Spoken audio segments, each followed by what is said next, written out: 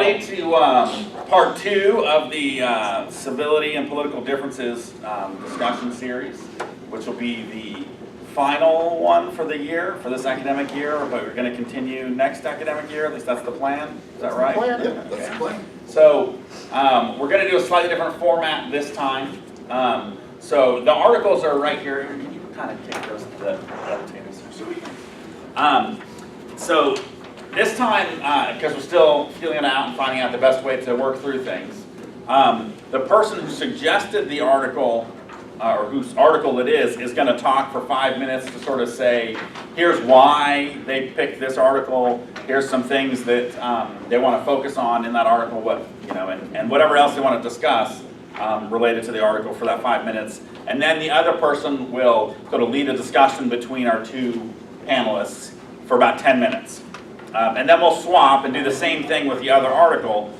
Then we'll open it up for questions from the audience. And of course, the topic for this part 2 is political correctness. I just drew a blank. I was thinking political liberalism. No, it's political correctness. Is it good or bad? Right? That's a simple. That's how it actually is. Right? So, so just talking about political correctness. Right? So,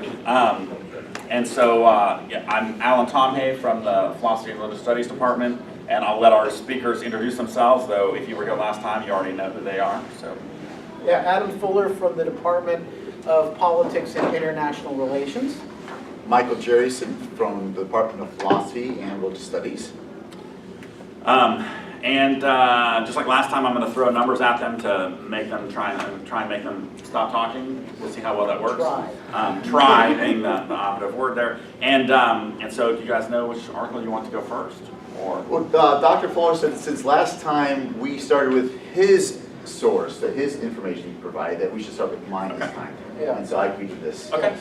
So then Dr. Jerrison will talk for 5 minutes on his article, and then Dr. Fuller will lead the discussion for 10 minutes at that point. So, and I've got the 5 and 10. So. Okay. Okay. All right, so I didn't mention this in the introduction. I am the bleeding heart liberal in the group. The reason why I chose a chapter for racial formation in the United States, it's considered by many people in sociology to be a definitive work on understanding race in the United States and the changes taking place. Michael Olney and Howard Winnett, who collaborated on this, it's probably in the 3rd edition is what you got it from. It's from chapter 6, The Great Transformation. I chose this because I was struggling with my views on political correctness. I'm not completely for it, and I have some issues with parts of it, but I think it's absolutely needed in some ways. And it's about, for me, and I think this showcases one reason for why I think it's needed. So, page 161, we see at the very beginning of The Great Transformation, in italics, in the 3rd paragraph, it talks about post-war racial politics, about paradigm shifts, about new social movements. Paradigm shifts are incredibly powerful, but they're not cohesive or comprehensive. And to that, I want to look into then how they explain how movements, how paradigm shifts take place. On 165, they bring up a really powerful way in which we have paradigm shifts and have had them in the United States. On 165, the 3rd paragraph again in italics, they talk about drawing upon the insights of Antonio Gramsci, who is a famous Italian philosopher. They define the term rearticulation. And rearticulation, they said, was a practice of discursive being using language, reorganization or reinterpretation of ideological themes and interests already present in subjects' consciousness, such that these elements obtain new meanings or coherence. So, we're able to rearticulate what things mean in our society. For example, queer used to be something that's very negative for the gay community, but it was reabsorbed, rearticulated in something that was positive, and it was successful in this way. And has now been used in a different way in this way. And I see political correctness sometimes act in this way, as a form of rearticulation.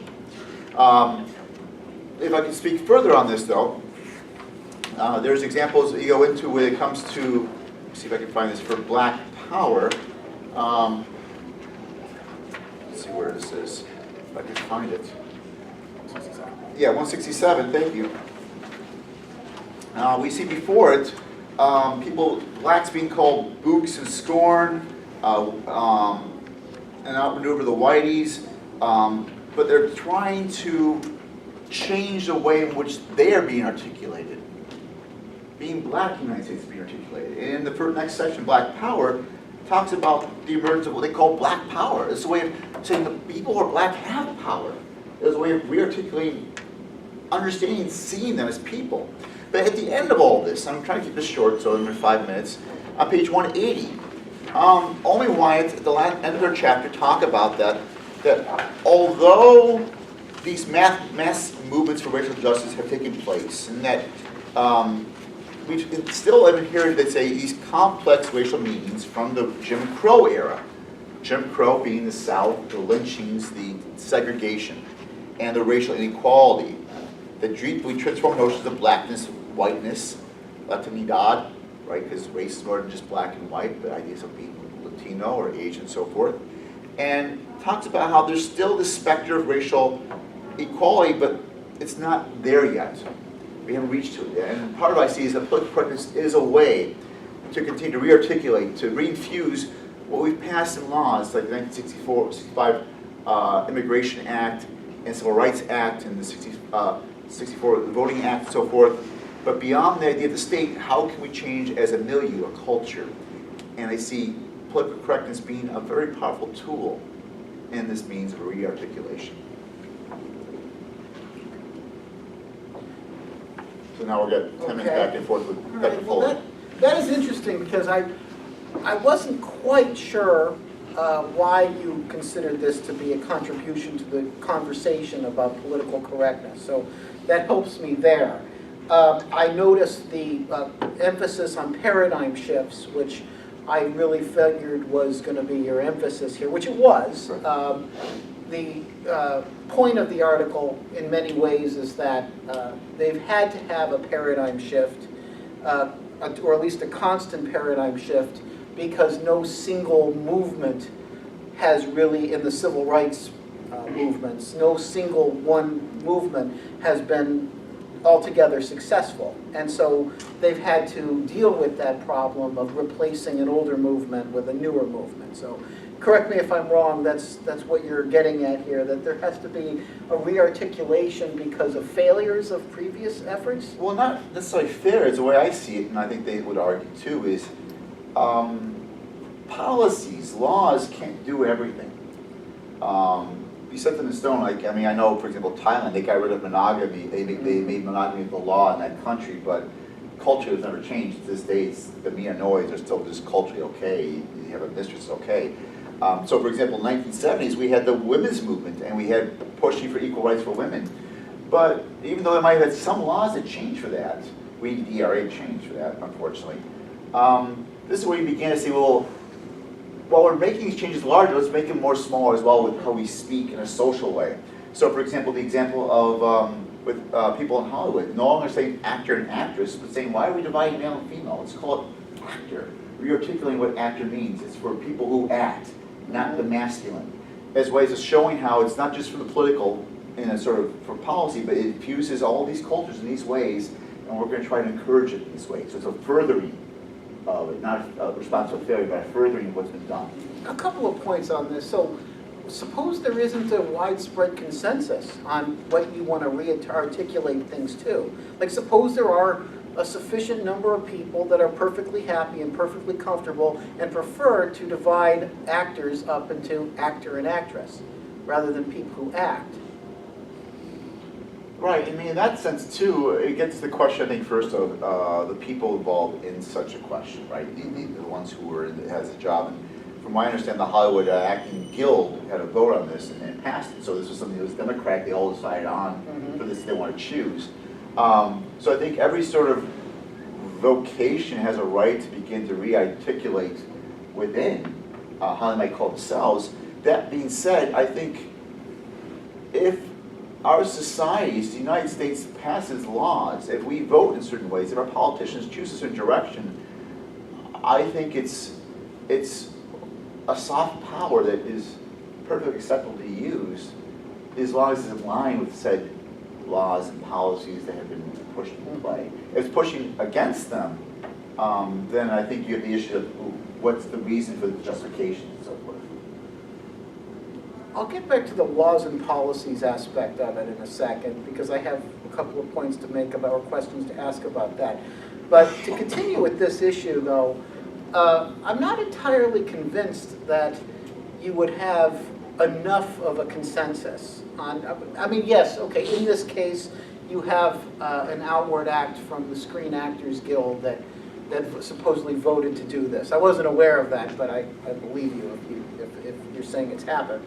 I do question, whether or not there was an actual ongoing open discussion about whether or not this was a viable need for the term to be unified rather than separated out, and if everybody was really having an open and fair dialogue about the consequences of all this, if there was really representation of the traditional actor versus actress terminology there, making a strong case for it. And I wonder if there was actually a secret ballot rather than everybody voting, here, right, where that secret ballot's to change the outcome of things. So I'm not entirely sure if you would have a consensus on this, and moreover, is this the sort of thing that should be left to an organization like the Screen Actors Guild, like to determine, maybe for within their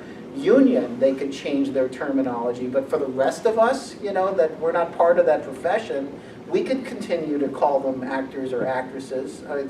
So there has to be a distinction made between those within and those from without, in a similar way that the conversation you and I had last week about the, what was it, the edict?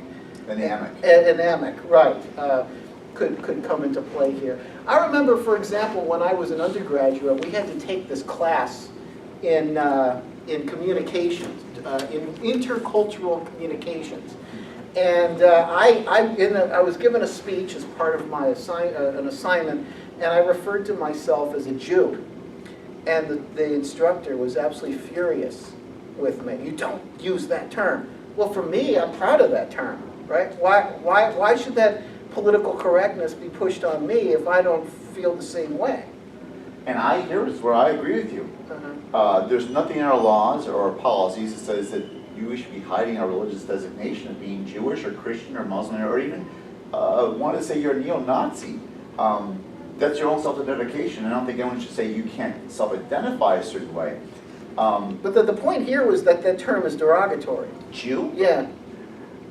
Kike is derogatory. Right, but then supposedly the word Jew is derogatory. But we have nothing in terms of laws and policies as a nation to view Jew as a negative category. There's certainly this anti-Semitism throughout. Yeah. But our laws try to fight against the anti-Semitism, right? And it has with hate speech and stuff. So in this case, I think the example you're giving is showing the opposite side, right? Where this person's trying to push their sense of what's right and wrong onto you, even against what we've socially, politically said is okay to say. I mean, here's what I just think, like, for example, students still say like BC and AD, and as a scholar of religion, I go, that's incorrect. Jesus was actually off by 33 years of this thing for ad dominus and before Christ. It doesn't work. And as scholars, we've now said it's CE, the Common Era, and BCE. So for me, it's just more accurate based on what we've learned. And so for me, when political correctness is moving that way, the more we learn and just trying to encourage people to go in a more specific way, I think it's really productive. In this case, it's not. It's trying to hide or make you feel bad about who you are, which is not doing that at all. Also, we have 5 minutes here. I want to talk about the policies and laws aspect of it. Yes, but I think there's a point to be made that whether or not something is illegal criminally by the government, there's still dire consequences that could happen to a person for being politically incorrect. They could lose their jobs, their livelihoods, their reputations, right? Well, how do you respond to that problem? Well, I mean, I think you're absolutely right. And in fact, there was a big issue for the liberal side with James Gunn, who did the movie series from Marvel, the Guardians of the Galaxy. And he apparently made some bad tweets long ago that was defamatory, and Disney fired him. People argue there wasn't enough justification, so long ago, and he apologized, he says, okay. But then the actors all rallied and protested. There was, I think, over 1 million people who said give him his job back, and he got hired back. But that being said, why was he fired? Was there enough justification for this? And again, this is where the companies and the corporate world get to make their own decisions based upon how they perceive the masses and mass views. And then sometimes I think they misinterpret and they push back too much or push not enough that direction. And I think it's part of actually the capitalist game of thinking to make sure you get enough consumers to feel happy with what you're doing. But I don't think we can do anything about that, unfortunately, except for pushing back in this case. You know, back when that issue happened with that guy at Google that was fired for writing that memo, Right. there was a staff reporter at the Jam Bar who interviewed both of us at the time for an article. I don't know if you remember this. No. You don't? Okay, Right? We never communicated about it at the time, but we were the two that were quoted in her article. Okay. And so you were saying that Google had a justification for firing this man. Something you said something to the effect that imagine if you're a woman that works side by side with Yes. this guy, that she would now feel uncomfortable because he thinks that biological differences between men and women actually matter as to why there's fewer women represented in the tech industry. Yeah, that's absolutely right. I think this is, for me, business 101 is that, and that's, for me, it was just thinking that if you want to create a successful business, make it inclusive for all who's working there and make civil. But if you're having people feel like they're inferior to others working there, you're hurting your own employees and your own productivity. So to me, it just seemed like very illogical and unproductive to do the opposite. But then again, he was asked by the management there to provide his thoughts on the question about why there are so few women in the tech industry. And he gave his honest opinion, his honest answer, and he did so, if you read the memo, in a very respectful way. And in fact, he's a guy that's sympathetic to the feminist cause. Right. And yet he was let go because they didn't like his answer. They shouldn't have asked the question if they don't like his answer. I mean, I agree with this. I think perhaps in some ways that I've not studied, scrutinized the specific person in particular, but I knew this, that Google has a culture they call of sexism throughout their culture. They've been under fire for that for a while. Mm-hmm. And And I see it as partly symbolic. Is it fair to pick this guy out? No. Do they have a right to do this? Yes. Am I in favor of companies always doing it? No, in this case, but again, I think they have the right and the masses push back and forth with that. But I think the problem with PC is that if you get so concerned with what you're saying, then you're mentally going to be impaired from doing things because you're so worried about saying the right, correct word, and that can be unproductive in the business area. So clear, simple directions and things would be helpful, but not getting overwhelmed by it. Yeah, I think we're out of time, so I just want to switch to the other one.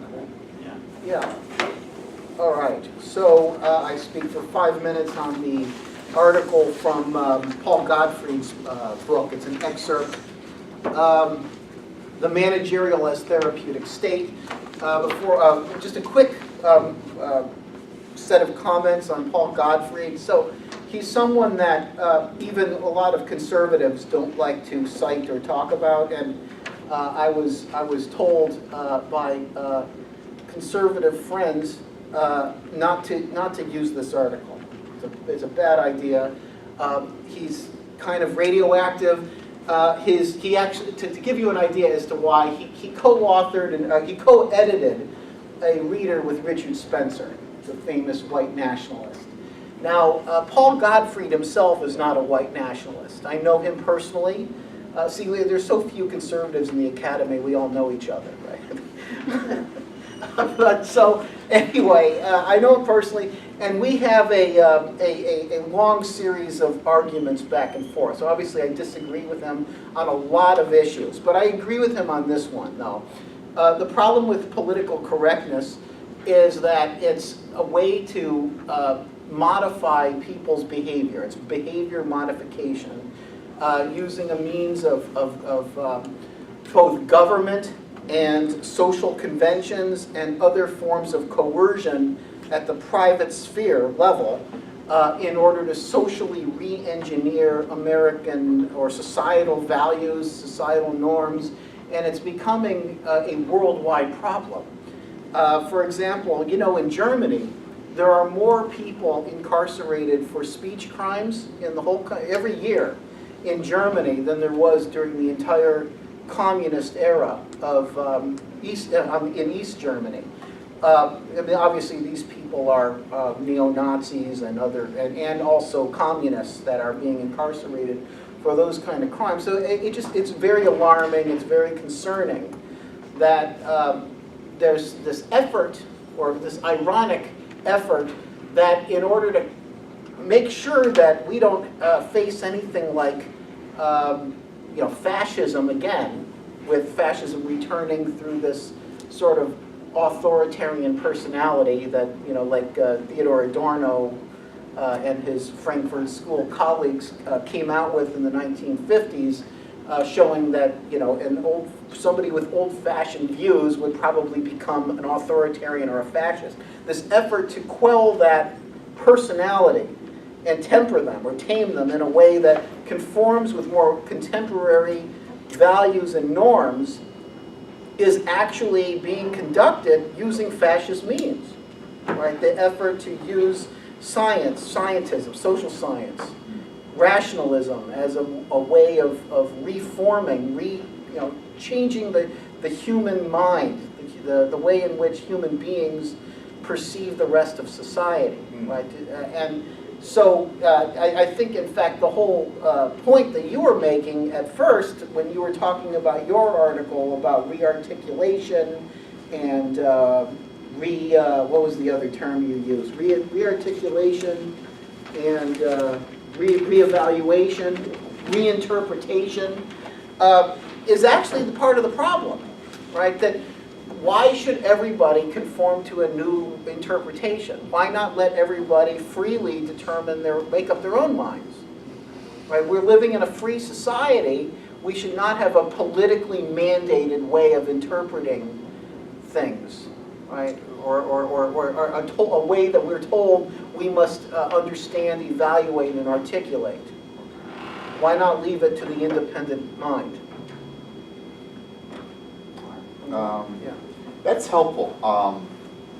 For those who read the article, I was concerned because Gottfried used a lot of charged language. We have a lot of studies about how metaphors of power itself, so calling it the therapeutic state. But he would say things. But getting to your first question about the individual, my concern is this, and Gottfried in general. I see behavior modification, social engineering always taking place, no matter what. The state's always going to be involved in it. And so is every sort of social activity and thing. The question is going to be in what direction and how much of it is in favor of what we have collectively, socially said we wish to go in. And I found his comparison of Germany to the United States as being disturbing for many reasons. Because of the issue of the demographics. Germany is surrounded by different countries. You've got Italian German-speaking Germans, you've got French-speaking Germans, you've got different types already there. United States, we're very isolationist. We don't have to, they talk about how very few people in our country speak a lot of different languages. We don't have to. And so I'm thinking more like Japan would have been a better comparison than Germany. They're looking at power dynamics, issues of social behavior modifications, looking at demographics. Japan was isolation. A lot of social engineering efforts based on the United States with MacArthur. Transformed their economy, transformed their country in a way to this day that most people think is helpful. But the things I was concerned about, for example, on page 72, then when he begins talking about these issues, he talked about the Atlanta pitcher John Rocker, Yes. who made disparaging comments about gays and blacks. And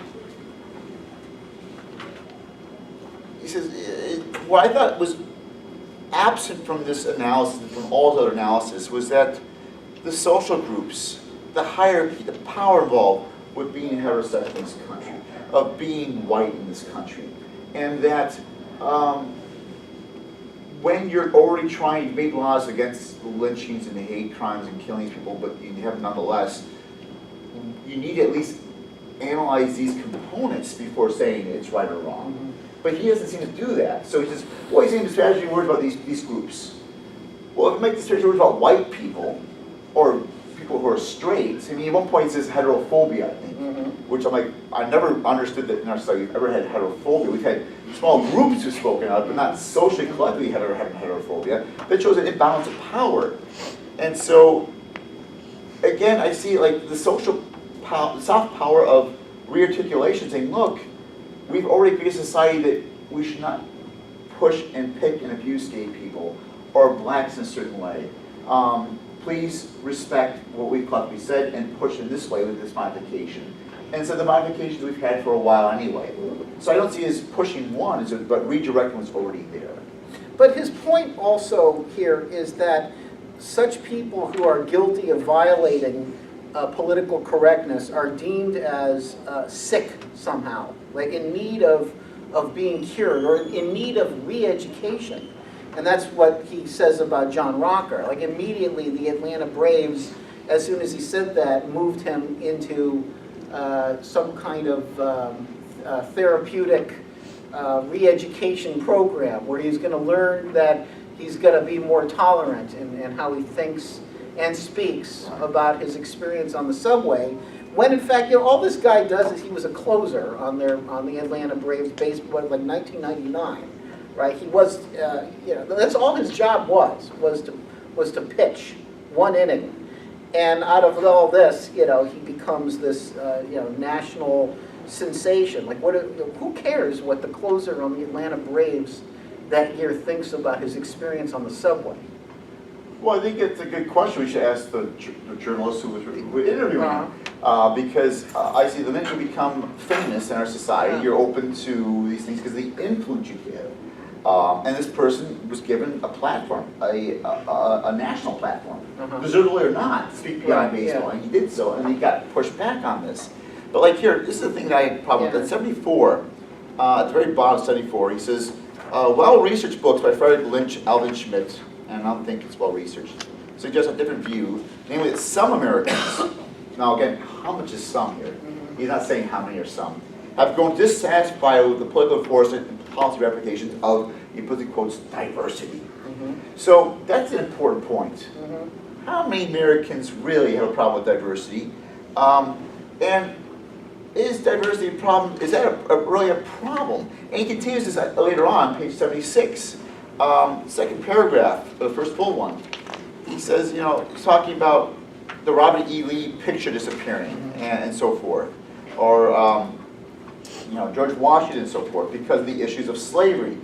And he says such actions have certainly occurred, but except for some manifestations of Southern white opposition in the case of the Confederate flag, have not led to a major political backlash. The majority of white Christian populations put up with it when not openly acclaiming the cultural perceptual reforms introduced for the sake of inclusiveness. And this is where I think he's completely overstepping, because where's his evidence that the majority of white Christians think that this is okay because being inclusive instead of thinking it's right or wrong. And we've seen with Charlottesville, right, the idea of, they were really upset. You had white nationalists marching. Jason Kessler organized this thing about issues of removing the idea of this sort of Confederate, but also this sort of legacy of slaves, and it was a huge backlash.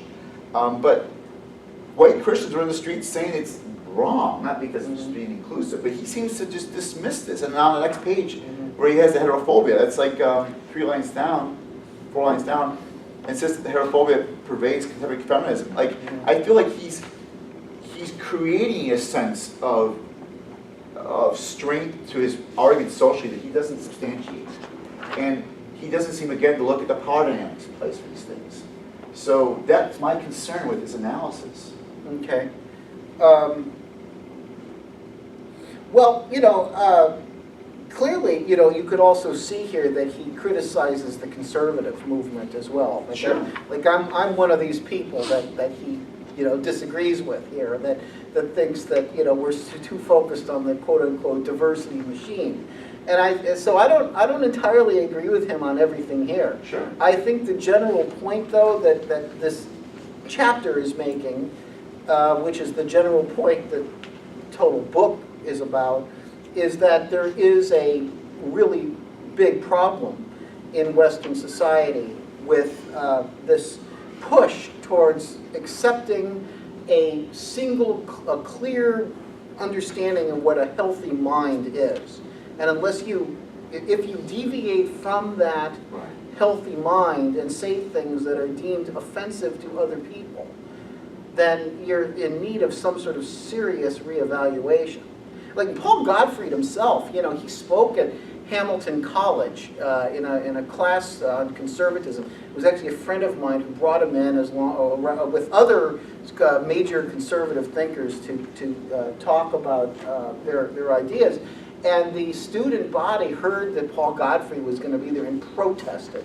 It became a real problem, right, for Hamilton College. And my friend turned out to be just known as the guy who brought Paul Gottfried to campus, right? It was that famous of it. It turned out to be quite scandalous, this whole thing. It turns out to be nothing. I think about all of these different things that come, like this last one with Camille Paglia. I don't know if you followed this, but Camille Paglia is a woman who is a feminist professor at the University of Arts in Philadelphia, and she is a skeptical feminist. She disagrees with the feminist movement. She doesn't toe the party line on feminism. She's also critical of some things within the transgender movement as well. So, but she is on the left, right? Nevertheless, because she doesn't toe the party line, the students demanded of the administration that they either fire her, or if they can't because of tenure reasons, have other professors teach the same courses so that they don't have to listen to her, right? This is a real problem. And that's where I agree with you. I agree with you with that that you gave there. But going to Gottfried, though, I would say this, that his choice of charged language, a lack of substantiation, makes me not trust him as an academic. And therefore, I'm hard to believe his larger arguments, especially with the absence of the hard answer I'm talking about here. I think it's wrong that he says that liberals think that people are sick-minded. The way I see it is kind of like when we have caught someone cheating on a test here in higher ed. With cheating, I was asked by administration, what should the student do? I said, take a class in ethics. They need to be educated on this. I don't think they have a sick mind. I think they lack education. And with Pitch and others, I don't see them as having sick minds, but lack of education about how these words hurt people.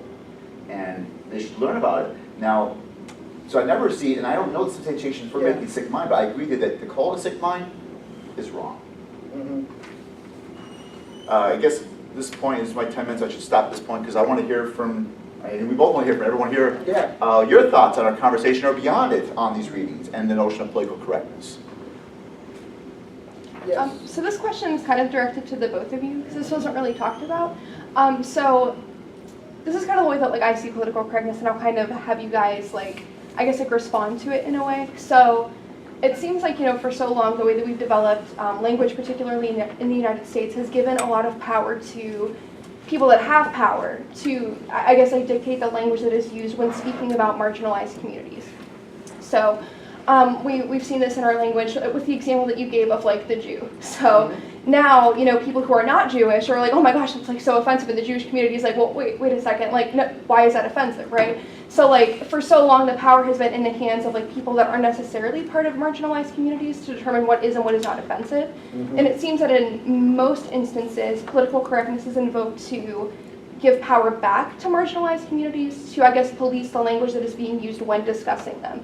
So for example, most would probably agree that it's okay for the black community to use the N-word as opposed to white people, right?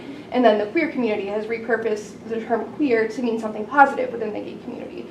So to me, that seems like the biggest piece of political correctness, and I didn't really see that talked about. So if both of you would mind, discussing that and what your views are on it, because I think that things that the both of you said could incorporate that and necessarily agree with that position, right? So I think that there's words that are just so obviously prejudiced that you want to stay away from them just to be a decent human being, right? I don't think it takes political correctness to tell a person not to use the N-word or the K-word. Certain words should definitely not be used.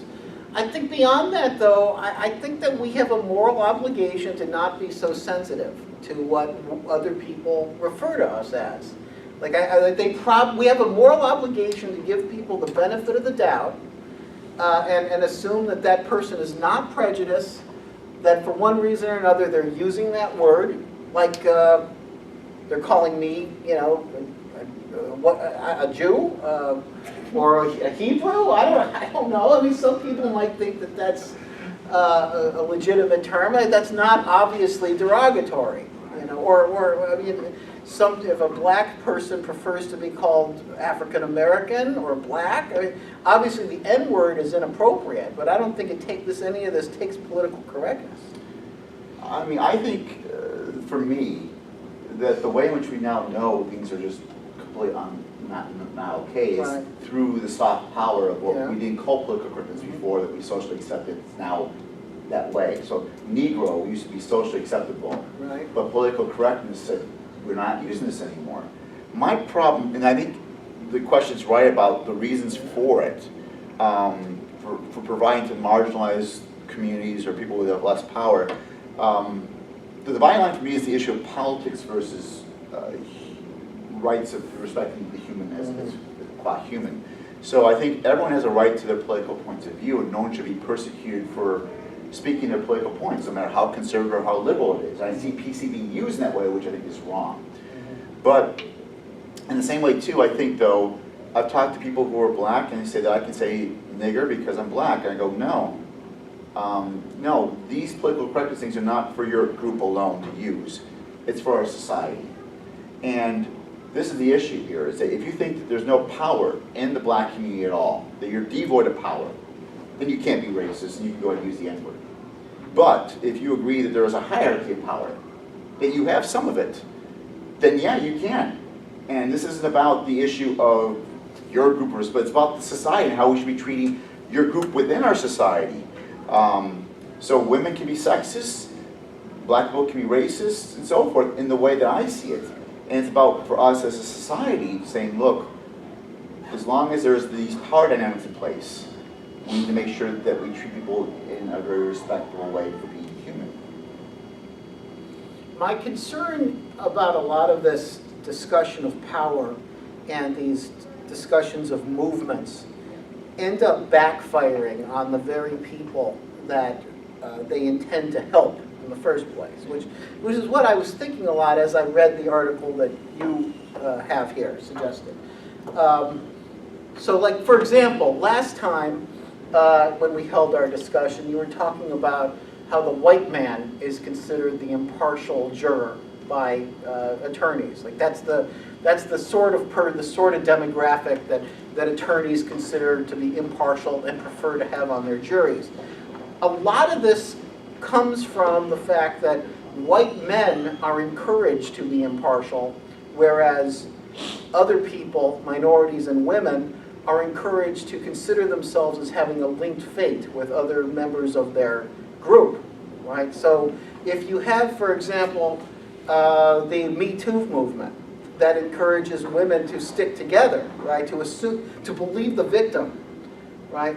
In the case of a sexual assault or a rape. Why would an attorney representing a rape victim, representing a person accused of rape, want to have a woman on the jury as an impartial juror if society is encouraging them to consider themselves as having a linked fate with the victim in that trial? White men considering themselves having a linked fate are known as white nationalists, and so that we discourage that kind of perspective. And so I think that where this all goes for our conversation about political correctness, I think that the main solution to what you're, Omi and Winant, are arguing about the problem of empowering social movements from actually helping and reframing the way in which we understand and relate to one another, we need to start thinking of each other as individuals. It all goes back to that, I think.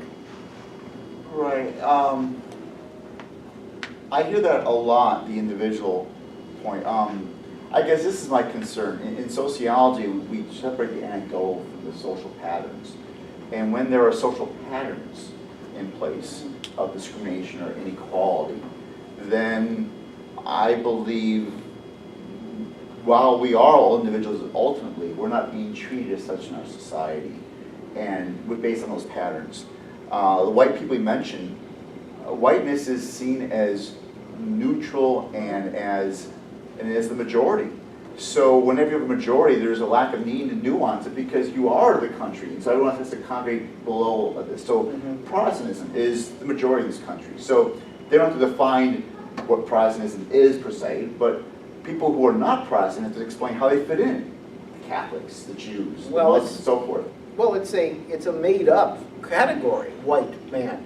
Yeah. It's made up. I mean, there's no such thing. You have Irish men, you have English men, you have Anglo, Saxony men. You have men of all different varieties that are rooted in Europe, right? And they're discouraged from having that sense of a linked fate with each other, and I think rightly so.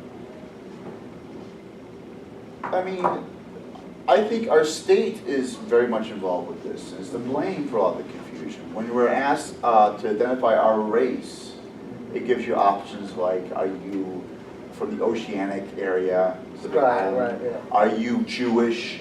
Are you white? Are you black? Yeah. They're mixing in that regard religion, for me, geography, and race. And people are so confused in our country today because of the fact that our state doesn't even have a clear sense of how to explain these things, and hence our population is very confused about it as well. I don't know, we should get other questions though. Maybe.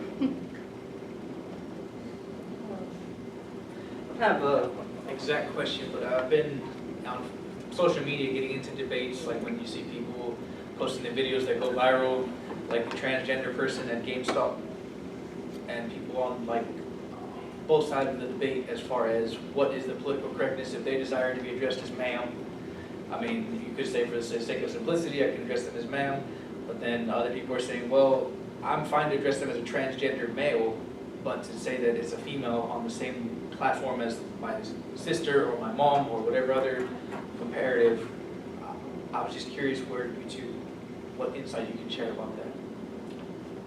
A great question. Yeah, So I mean, go ahead. I think right now, the pronouns we use for gender are very much unlocked, unmoored from the categories they've been in our society for a long time.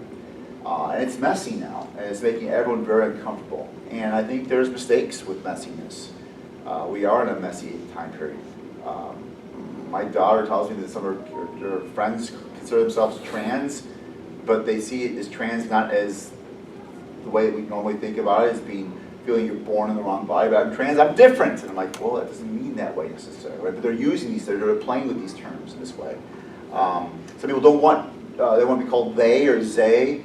And I think it's making some people uncomfortable because we've been so comfortable with these two choices. And now we're so worried about, like what you're saying before too, of offending or whatever, but we don't know what to do.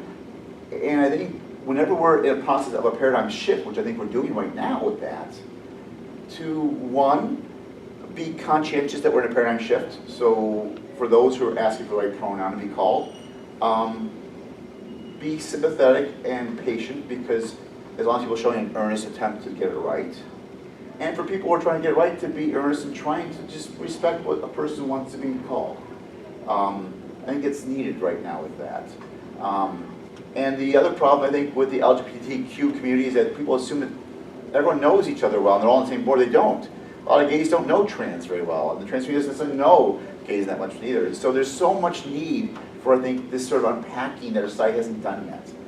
What's your view on that? My view on it is just be a good person, and if somebody tells you that they prefer to be addressed in a certain way, address them in that way, to be nice to that person. So we're in agreement here. So here's an example to push the person's question. So here at YSU, we had a faculty member who identifies as trans, female, during committee meetings being called a he.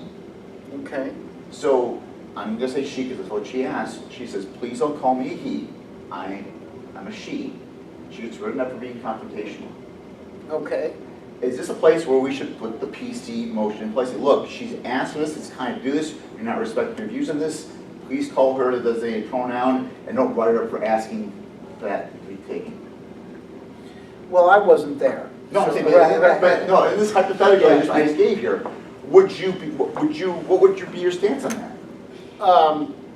Well, I don't think that this person is confrontational.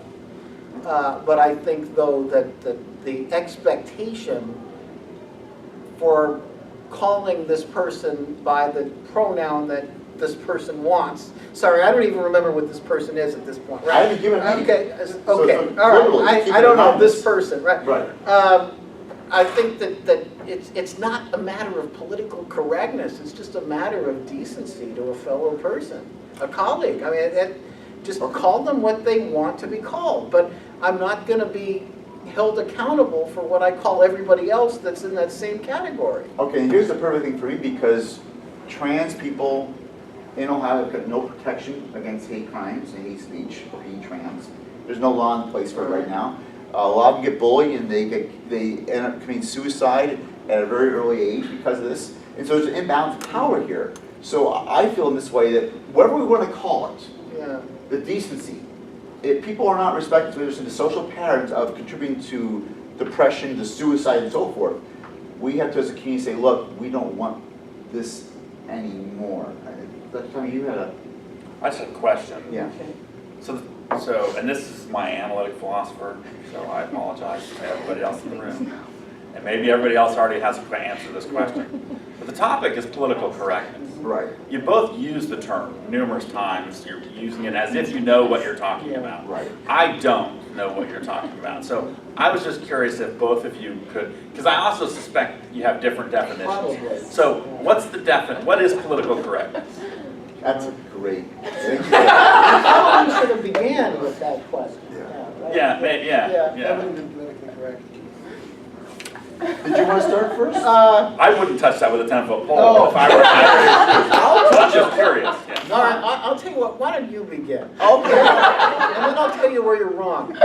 Fair enough. We've got 13 minutes left, Fair just enough. to let everybody know where we are. Political correctness, the way I've understood to be normally formed, was a means of soft power to push what has already been politically deemed through our policies and laws to be correct, but is not being adhered to by certain people in our society, and requesting them to be correct in such a manner. That's what I understand. I understand that people use it differently than this, but this is how I see it and why I support it when that happens. I define political correctness similarly, but we need to add in the fact that the political, right, means power, right? Power is involved in there. So it's a correctness that is backed up with power in some way, whether it's the use of the state's power or the use of other forms of coercion. So a law doesn't necessarily have to be something that's backed up by force. It could also mean custom or convention, that there could be some kind of ramification to you for violating that expected terminology, that expected behavior. That's how I define it. I'm not okay with this response too. Okay. Can I ask a further question on this? Yeah. And I'm wondering, in a sense, why Dr. Jerrison agreed to framing it as political correctness, because I think the term itself cedes to Dr. Fuller the point that this is a path towards fascism, that this is a limitation on one's freedoms. And I think the power analysis that Dr. Jerrison has attempted to bring to bear reflects that it is, and I think it's reflected actually in Dr. Fuller's comments as well, that it tends to function as a restriction or a set of sort of applied automatic consequences, social or political, usually social, for that constrain the speech of groups that tend to be empowered, that tend to have themselves represented well in society. Right?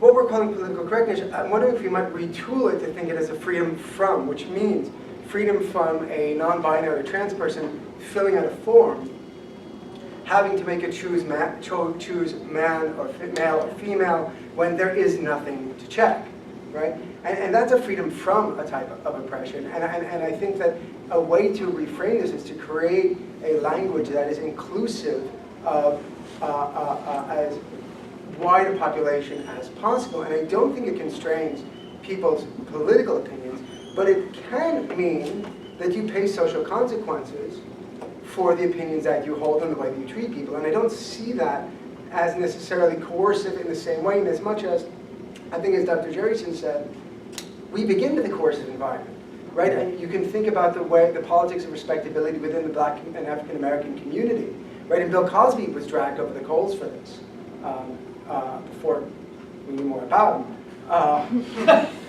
right? And the question is, right, pull up your pants, don't sag your pants. That's a form of political correctness and coercion, right? Which is limiting to people's culture and access in the world. So why is it only problematic when it's about how we talk about people in the LGBT community or minorities? Well, I think the reframing is a euphemism, because ultimately you're just back to square one. It's still political correctness. It's still the use of some sort of coercion to modify people's behavior. Except with an acknowledgement that we already live in a system that is coercive from the beginning. We're born into a coercive society, which teaches us to see the world in a particular way, and therefore leads to the post-colonial idea of decolonizing one's thought process. Yeah, well, but my way out of this is to go back to individualism, or back might not be the right word, but move forward to individualism. That way we don't experience that kind of coercion. And we respect each other's thoughts, each other's minds as individuals, rather than me seeing you as a white man or another person as an African American man. Let's see each other as individuals and learn from what each individual has to offer. And I certainly your background as an African American or as a Jew or as an Asian would certainly affect, the way in which you see the world. There's no question about that. But it's not, in and of itself, the be-all and end-all of the free mind. The free mind is capable of putting aside your individual history and racial or ethnic background and analyzing things for what they are objectively. I think if we move towards that, then a lot of these problems wouldn't exist. I mean, in my view, I think you raise an important point that's kind of Orwellian, right? George Orwell's 1984. Who, Jacob or me? Jacob. Oh. In that, if the state gets to determine too much of what we say and how we say it, it can certainly curb, limit our way of thinking, our ways of understanding in a destructive way. And I can see that linked to fascism in such a manner. I'd be cautious of using fascism because I see it thrown a lot. And I think that, fascism is a sort of form of political power of governance, and it's already usually there. And I think that certain ideas can lend themselves to fascism. But in this case, though, as you're saying, though, Adam, I think the ideal that you're stating is something I like as well. Eventually, I like us all to be seen as individuals, but I don't see this being possible right now. It's a question of how we get there. Mm-hmm. And I just watched, let's say, an episode from Queer Eye, the new reboot, and there was one episode in which this trans person struggled his entire life to be seen as a man, and finally got $8,000 generated, people raised for him to get the surgery to remove the breasts. And they had this shot as he's waking up, and still not even there, and just looking down and just seeming to be at peace. But then talking about and crying about how people keep on calling him or her and these things. I could see the psychological damage that this person had to endure. And then I think about the fact that being a white male, heteronormative position that I'm in, I've never had to endure that. I have no state of mind to understand the persecutions that these names have caused this person harm for. So how can we create a climate where this person can begin to feel respected so we can get to the point of being seen as individuals? Well, this is why, Paul Godfrey calls this the therapeutic state, because it assumes then that the power of the state is necessary for being concerned about people's psychological well-being. Well, I think the state has to, for a police force, for terrorism, for financial reasons. It's always concerned about the psychological well-being of its citizens. And I would say that the state has induced psychological harm to its citizens. So it's kind of like when we went into Iraq. I think if you break it, you got to fix it, or be involved with the fixing of it. You're complicit in the actual destruction, so you're then responsible partly for trying to help it. But did you want to chime in on this? I guess still going back to this political correctness Definition. concern. So and also listening to the response. So it sounds like in the definition you both had, it's not, there's no morality involved. It seems like it's societally determined that this is what we want to do, and that's the way so that's the direction we should be going. But then, and maybe I misunderstood, or maybe I missed something in the way you're talking about it, but then in both of the ways you guys are talking, there's sort of a moral view that's actually inserted in both of you, it sounds to me. And so that I'm wondering if what you guys are talking about actually isn't, I guess I'm still concerned that maybe political correctness just isn't even really on the table in terms of what we're concerned with. What we're talking about is some sort of moral view for how we should be treating people, which I would get more on board with that sort of discussion. But then I'm wondering, like, is there a normatively correct approach? And I don't mean normatively from a sociological point of view, right?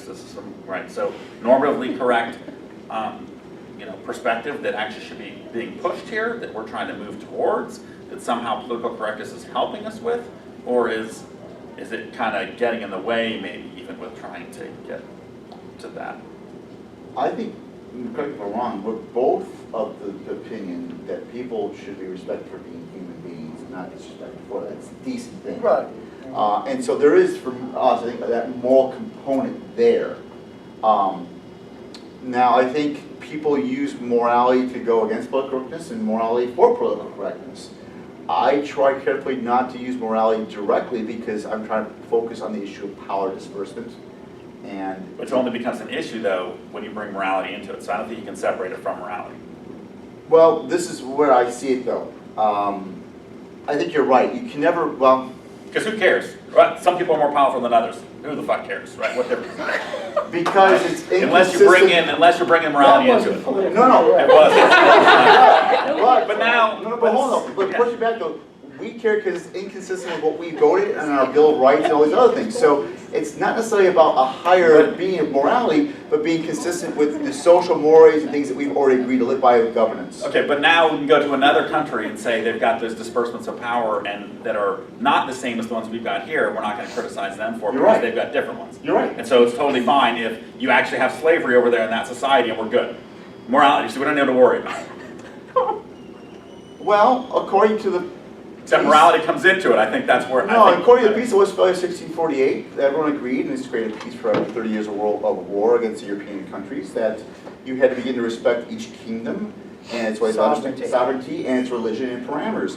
You guys can't bring sovereignty into it. It's a morally laden term. But that's what he was doing. He was saying that there's a consistent morality That they all agreed upon. they all agreed on, right? They all That's- agreed upon right? this.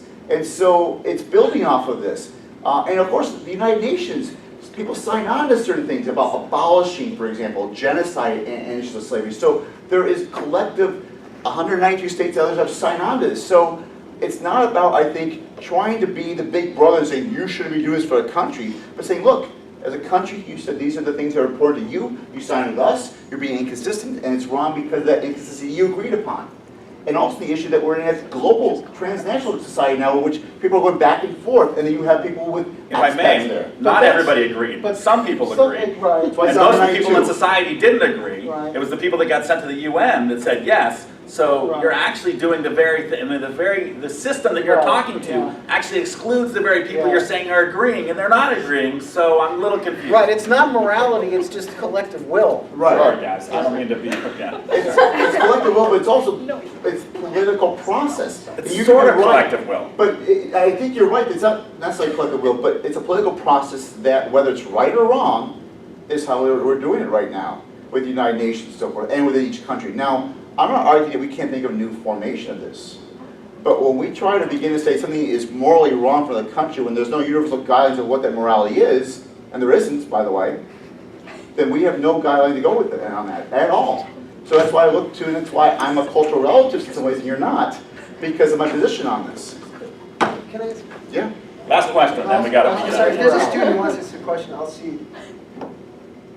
Happily. No, go ahead. You know, that I can understand you as more relativist wanting to get outside the problem presented by Dr. Tomei, but I don't think you really have in a sociological way, not in a logical way. The logic is fine, except for the fact that, as Dr. Tomei said, these laws, like the laws, are not created by consensus, right? Until 1920, women couldn't vote, and you would have to say that political correctness somehow takes or doesn't take them into account. I don't see, in looking at contemporary culture, right, that people who are pushing what is pejoratively called from the right, PC, are doing so because we have a Bill of Rights, or are doing so because there are laws in our community that say you can't discriminate.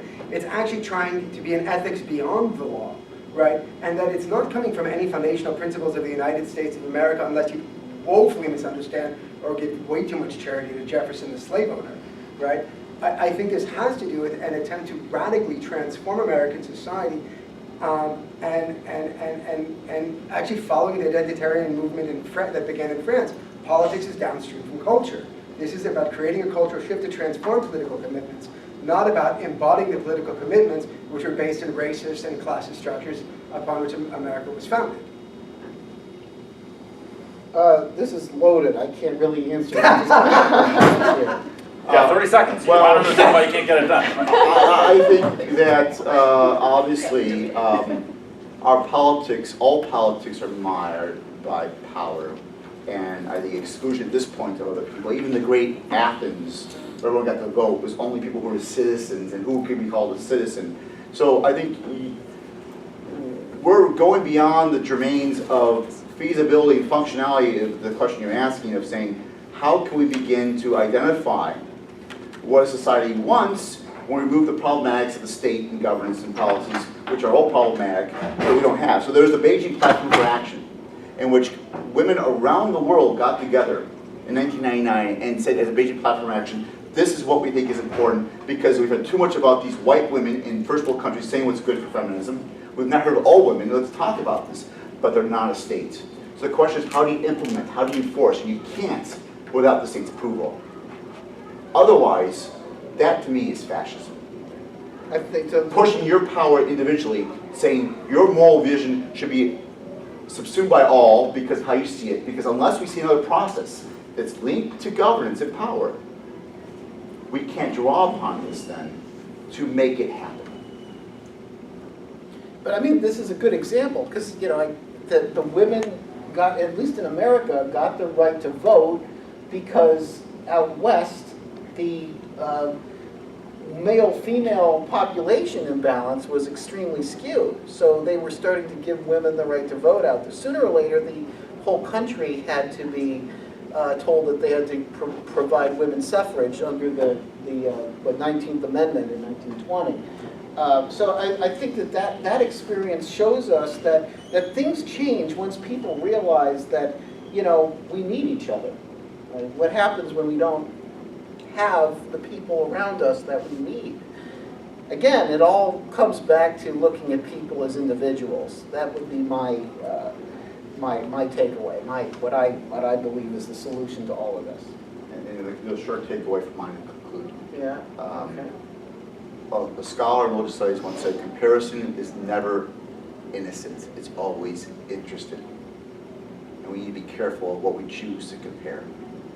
I'm not sure what do you mean. What are we comparing that we're not being careful? So any examples we provide, I'm not critiquing you directly, but saying in general. So for example, Gottfried compared Germany, made half his day about Germany versus the United States. Right. That comparison was interested. It was not innocent. It was done to prove a point that he wants to prove. Yeah. But it wasn't, in my view, really a good comparison. But whenever we talk about race, gender, all these things, states, other things, I think we should be mindful of the comparisons we're taking and thinking about, is this apples and apples? Mm-hmm. Are we being fair to this comparison? And recognizing, as we're comparing, our own biases and choosing those comparisons. Just one last thing, and then I promise we're Sure. done. So I got to respond to that. Keep compares the US with Germany a lot to respond to the point that people who are interested in political correctness are concerned that without it, we're going to turn back into fascist Germany. That's why he's setting these two countries side by side. Right, to which I would say, yeah, I I'll didn't stop. get the I'll last stop, word. no, it's okay. Dr. Paul has the last word. That's it.